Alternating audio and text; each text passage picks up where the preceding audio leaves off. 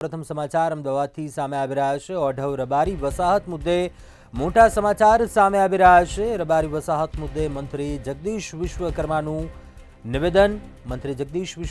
નિવેદન સામે આવ્યું છે। પ્લોટના માલિકી હક માટે અનેક રજૂઆતો મળી તેમ જણાવ્યું કે સરકાર રાહત દરે માલધારીઓને જગ્યા આપશે। મંત્રી જગદીશ વિશ્વકર્માનું નિવેદન, ખુલ્લા પ્લોટના રાહત દરે નાણાં ભરવાના રહેશે। प्रति चौरस मीटर 15% दरे नाणां भरवाना रहेशे। आ रकम ठराव थये 6 महीनामां भरवानी रहेशे। राहत भावे जमीन वेचाणथी प्लॉट अपाशे। मंत्री जगदीश विश्वकर्मानुं निवेदन जणाव्युं के अगाऊ 99 वर्षना भाडापट्टे जमीन अपाई हती। जशोदानगर ओढव नवी वसाहत खाते जमीन फाळवाई। हुकम थी 6 मास में भरवाना रहेशे। आ मालिकी हक मेळववा माटे मूळ फाळवણીના વારસદારોને ટ્રાન્સફર બી મેળે અંગે 1000 રૂપિયાની રકમ કોર્પોરેશનમાં ભરવાની રહેશે।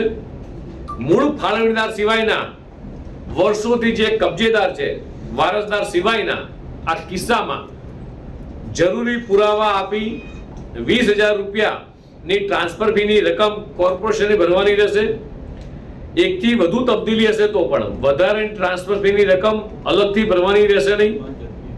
હાલના પ્લોટ દ્વારા કાયમી માલિકી હક મેળવવા માટે તેમણે અમદાવાદ મ્યુનિસિપલ કોર્પોરેશનની બાકી ભાડાની, બાકી લેણાની અને સરકારી સ્થાનિક વેરાની બાકી રકમની ભરપાઈ કરવાની રહેશે। આ તમામ નાણાં ભરેથી સ્ટેમ્પ ડ્યુટી તથા એના આનુષંગિક ખર્ચ વગેરે ભરી એ નિયત સમયમાં દસ્તાવેજ કરી લેવાનો રહેશે।